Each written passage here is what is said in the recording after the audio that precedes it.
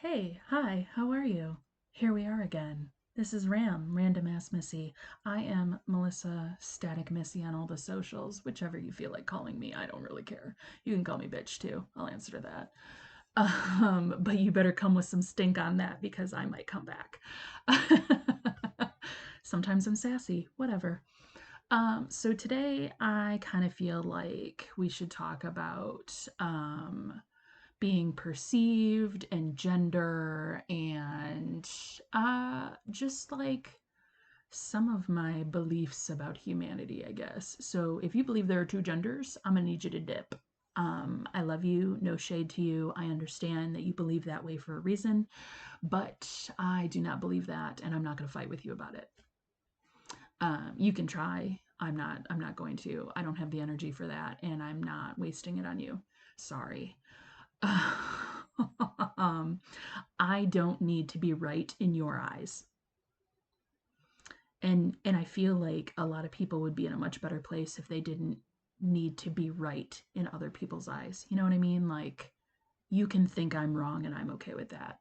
And maybe I am wrong, and maybe I have some things that I need to examine, but that's not on you to teach me that. That's on me to teach myself that.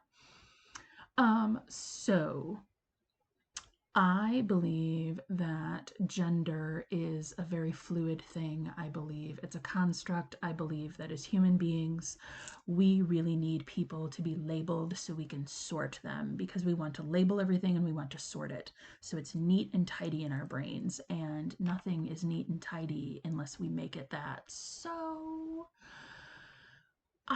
yes, we have parts in our pants and you can label those parts in our pants, but gender is more than just the parts in the pants, right? There is hormones, there are other parts of the body that look a certain way depending on your gender. There are male and female brains, and you can have the opposite gender brain in your head, and it's going to give you different brain chemistry, and you're going to have different mannerisms. Like it's a very complex thing that if people are just boiling down to, you are a man, you are a woman, because this is what's in your pants. So I don't want to get any deeper than that on that right now, because like then we're going out in the weeds. And I'm already far enough out in the weeds. I'm yelling to you from the weeds.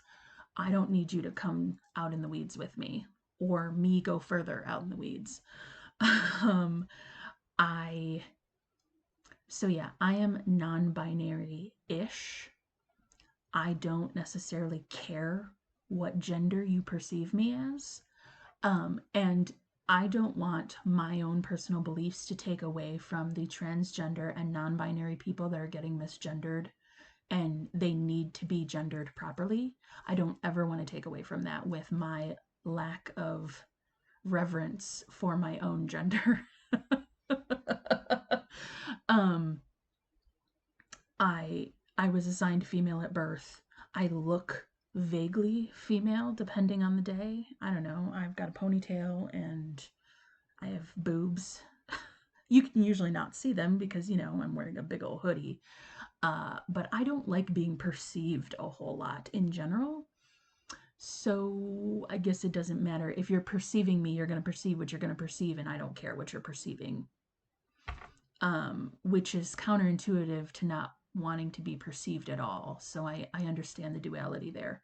But, anyways, don't misgender people on purpose. That is not okay. I don't care what gender you assign me. It doesn't bother me either way.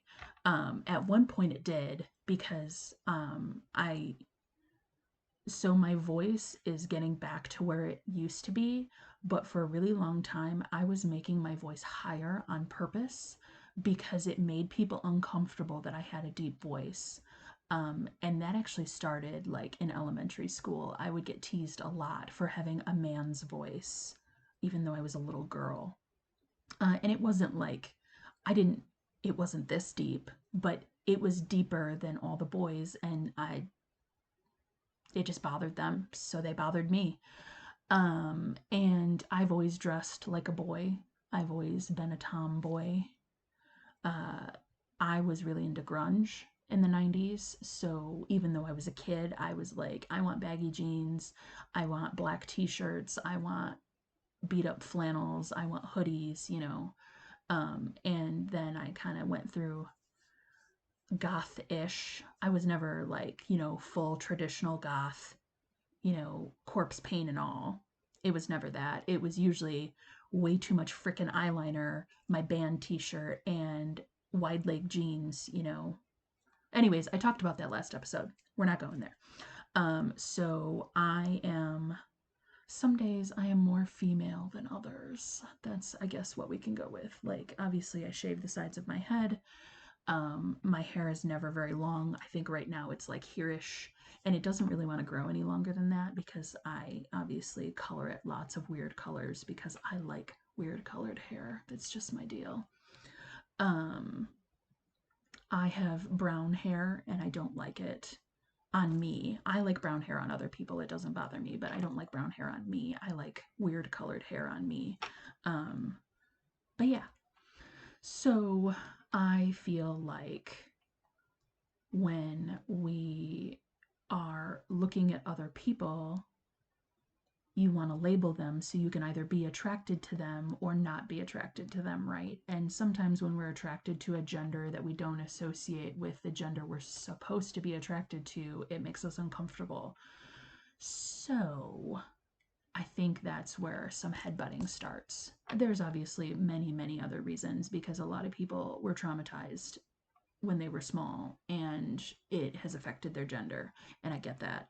Um, I didn't like girl stuff as a kid, but they kept giving me girl stuff because I was a girl. And to this day, I still hate the color pink. I can't stand the color pink. I hate the color pink. And I know that's probably just like some trauma response or whatever, but I just hate pink. I don't like it. I will sometimes dye my hair flamingo pink because I think it looks cute, but not in a girl cute, just in like, I like neon colors. Um, so that's like the only pink I'm into is like neon hot pink. But I don't like pink. I don't like purple. Sometimes purple is okay. Maybe like a deep, deep dark royal purple or like neon purple is usually okay. But yeah, I like black, obviously, because I think you've seen me in mostly black or the stupid green hoodie that I wish was black. And I think I'm going to dye it at some point because now I'm starting to get paint on it, like black paint. And so I probably should just dye the green hoodie black. Anyways, that's going out into the weeds, and we don't need to go out into the weeds. I am out in the weeds today, yelling at you from way out in the weeds somewhere. So I'm going to keep and try reining myself back in. But we'll see how that goes. I'm not very good at reining myself back in. Um, so, yeah, gender, we don't have one. Some days we have one. Some days we steal other people's gender. I don't know. And I identify as pansexual. I don't care what you got going on. I'm going to make it work if we vibe. I am a no thoughts, just vibes kind of girly. So if we ball, I don't care what you got. I'll make it work. Um, and that's as deep as I'm getting into that because you don't need to know about my sex life. Sorry. There isn't one right now, but you don't need to know about that. So maybe someday we'll talk about sex, but today ain't that day. Um, and yeah, but I think the funny thing is, I have types. I don't just have a type. There's like a type for me in all genders. In men, I have two types, and I usually end up dating men and leaning towards men. I was married to a man for 10 years. Um, And so I like really rugged men or really beautiful men, and there's no in between for me. And I think that kind of shows my preference in people in general, right? Like I like really rugged people or I like really pretty people. And I am neither of those, so I don't know how that's supposed to work out for me. Maybe my sparkling personality will make it happen, huh? um, I I sound like I have a much worse self view than I really do. Or maybe I sound like I'm arrogant. I don't know what I sound like, and I guess I just don't necessarily care. Um, which sometimes is being cavalier. Sometimes I do care, but I don't, I don't know. Anyways, you're not here to watch me ponder about my own existence. Or maybe you are. Maybe that's what I'm doing here, is just showing you that it's okay to ponder your own existence. It's okay to change your mind about yourself. You really can. You absolutely can. You don't have to hate yourself. You don't have to love yourself all the time either. Okay, that's a lie. You need to love yourself all the time. You don't have to like yourself all the time. Like, love and like are two very different things, and sometimes we just don't like what we're about. But you need to love you because you deserve to love you. So there's that. Um, and I feel like I'm about to disappear in the weeds again, and I'm trying to like bring it back on the trail.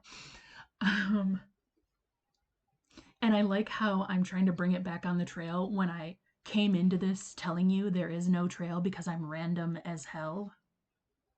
Whatever. Whatever.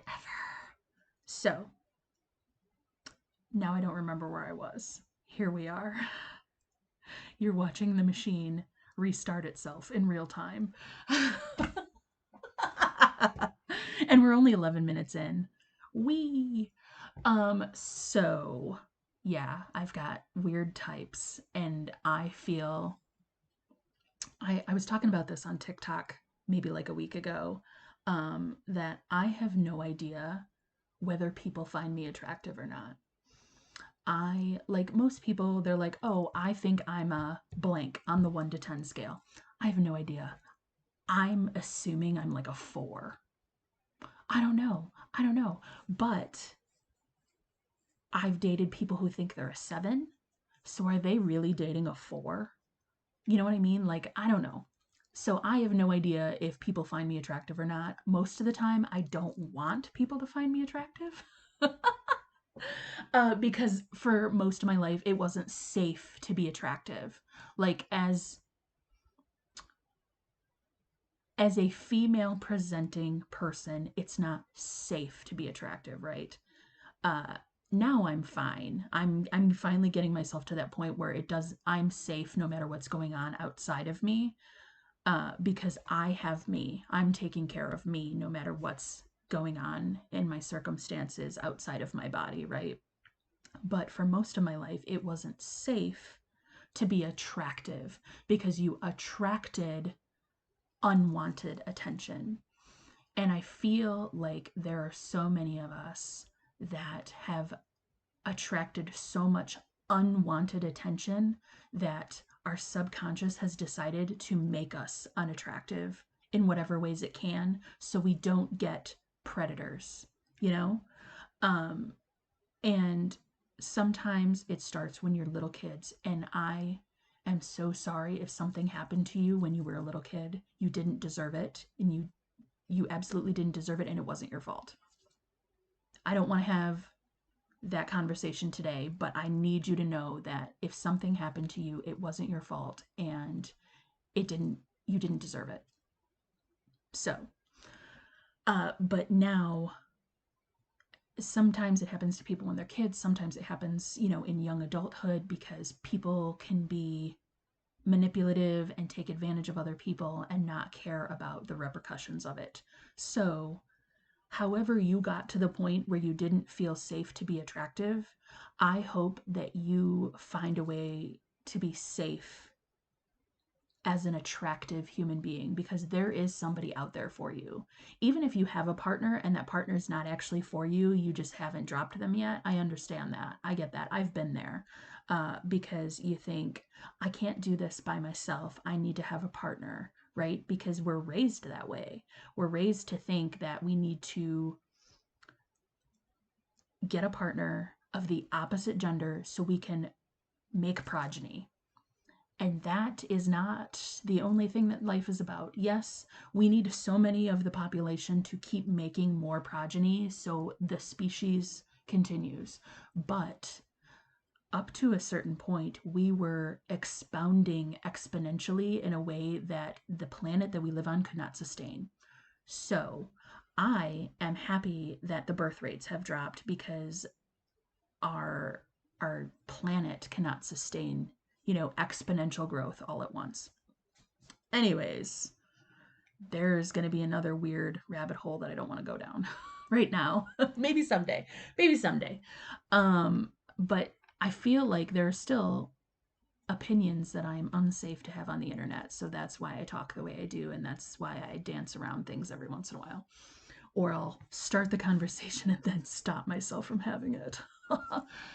um, I I think I had said in an episode before this one that, for a really long time, I wasn't safe, not only to be perceived, but to be heard. Like, either nobody was listening or they weren't hearing me.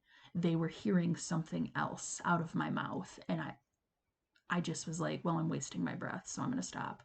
And I might still be wasting my breath, but is it really wasting your breath when you're just expressing yourself? Like, I'm not speaking for you to hear me. I'm speaking so I'm expressing myself. And I feel like that's just going to be the theme of this whole thing, right? I'm speaking to express myself. So I'm expressing myself. Here I am. How you perceive me is up to you, not up to me. And that is huge for me because at one point in my life, I very much curated everybody's experience of me. And I feel like that's just neurodivergence in adults as a whole, right? If if you aren't labeled with your neurodivergence as a small child and accommodations aren't made, you put a mask on so you can function like everybody else, right? And it's usually to your detriment, unfortunately. A lot of people put on a lot of layers of masking just so they can function with other human beings because other human beings aren't being kind to them and aren't taking the time to think maybe this person is acting this way because they are very different from me and I should just let them be different from me.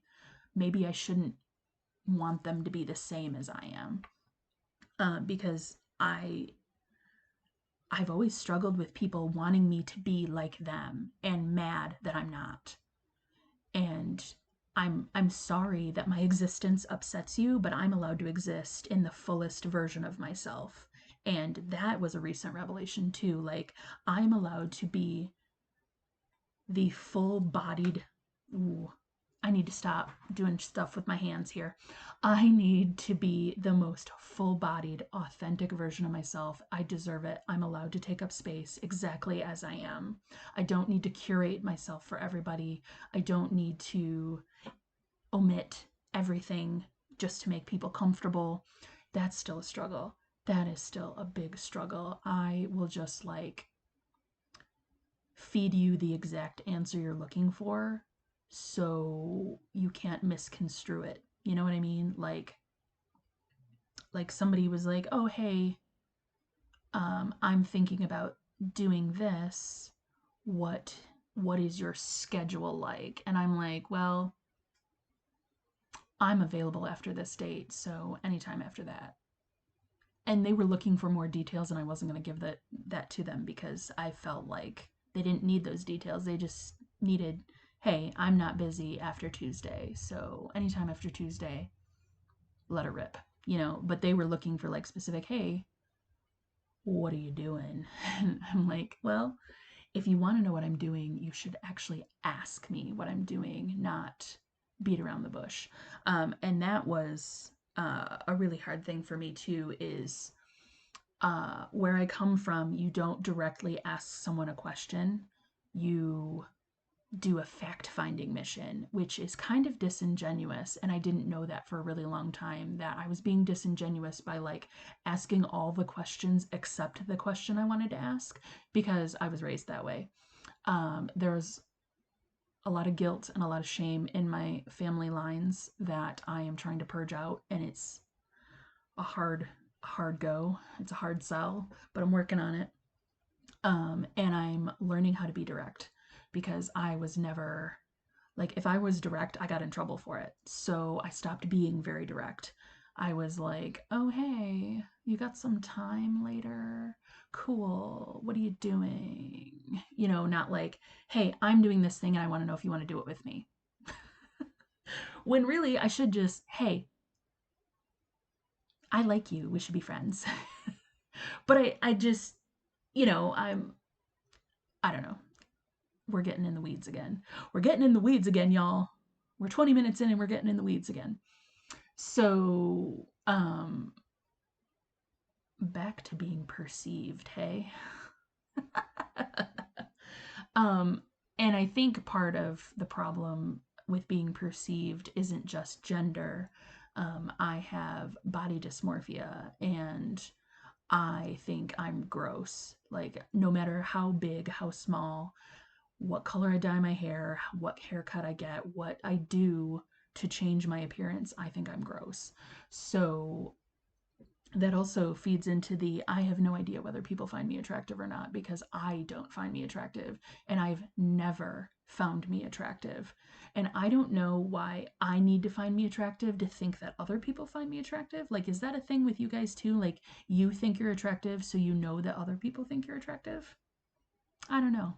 Let me know because I feel like you have to find yourself attractive to think that other people think you're attractive. And I very much am not attracted to myself at all whatsoever. Every once in a while, I'll look at myself and be like, all right, you do you, girl. You got it. And most of the rest of the time, I'm like, I am a blob. Do not perceive me. And, I'm large and I wear baggy clothes because I don't part of it is the being perceived and part of it is I don't like my clothing touching me. Like it's bad enough that I have to have it on my body, but I don't want it to touch me in a lot of places all at once. So I like baggy clothing because it doesn't touch me everywhere. And it gives this shapeless form that I'm cool with. um, but I've been large since like the second grade. I think that's when the fat shaming started was in second grade because I had just grown and then I put on a bunch of weight and then it was just all downhill from there, right? Um, but yeah, some of the weight I put on was armor. And I definitely know that I'm not the only one, but I don't know if people necessarily know that that's what they've done. But you're safer when you're larger because fewer people are finding you attractive, right?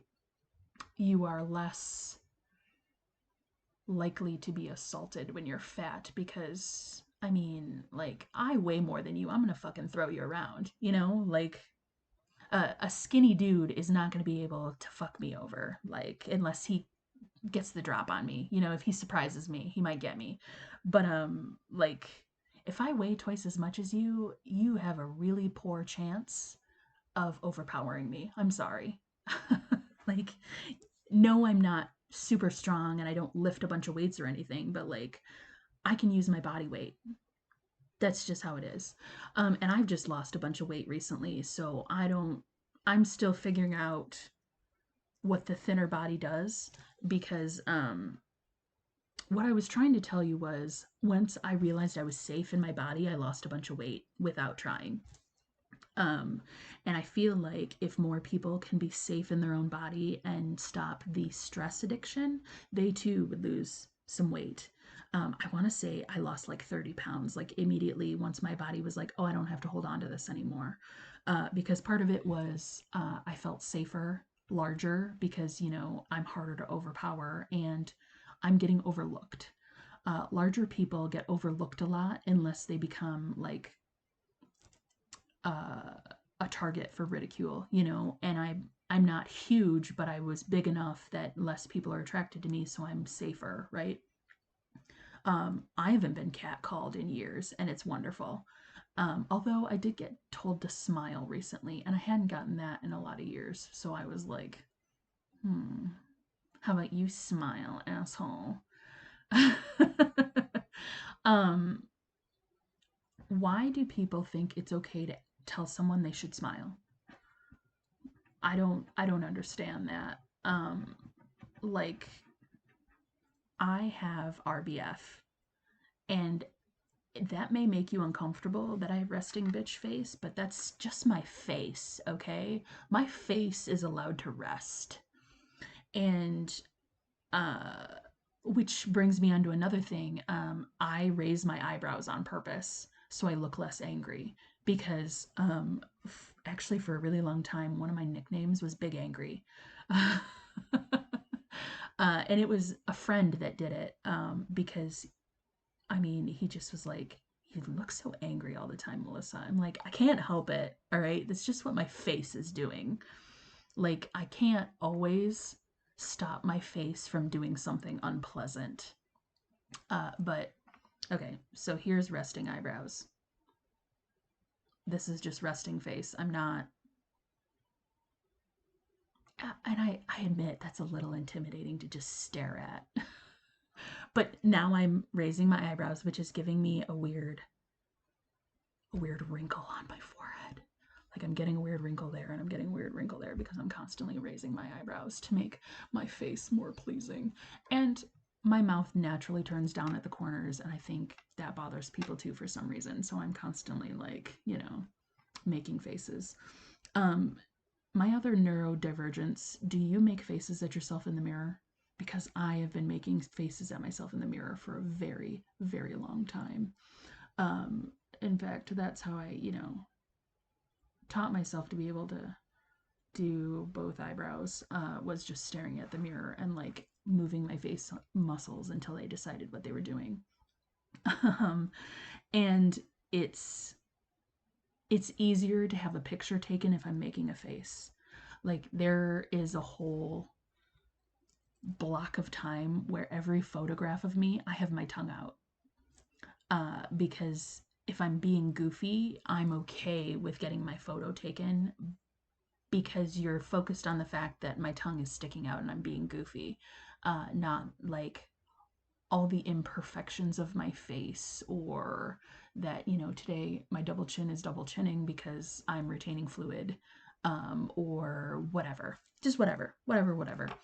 Um, but yeah, I feel like if we can get ourselves in a good place where we feel safe in our bodies and we're okay with being perceived as is, and we know that not everybody is out to get us, but there are some people out there that are out to get us, then, we can find balance, right? Because everything is about balance. You can't think that nobody is ever going to hurt you ever, because that's pretty naive. But you also can't believe that everybody is out to get you, because that is going to kill you. That makes you addicted to the stress of it. Like the lizard is constantly on red alert.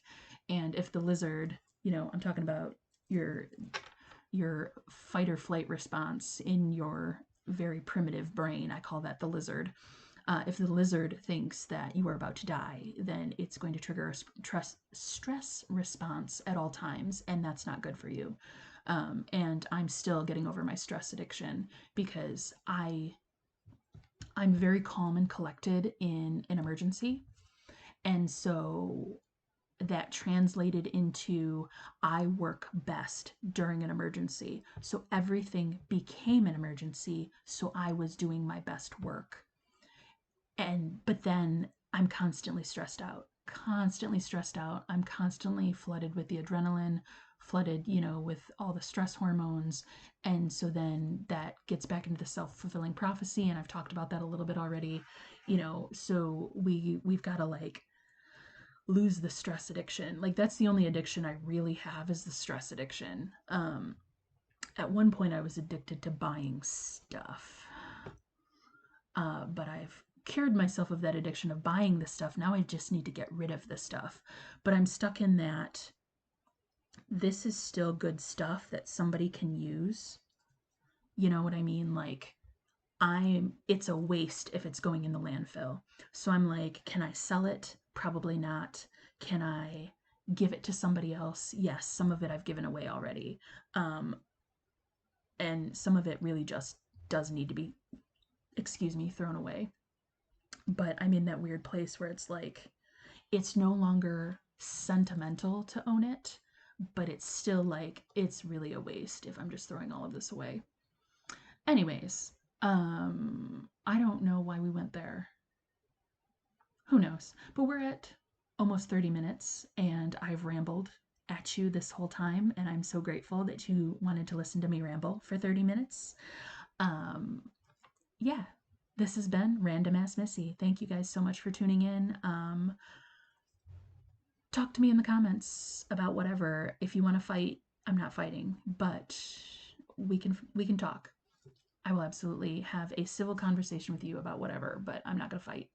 So yeah, thanks guys. I'll see you later. Bye.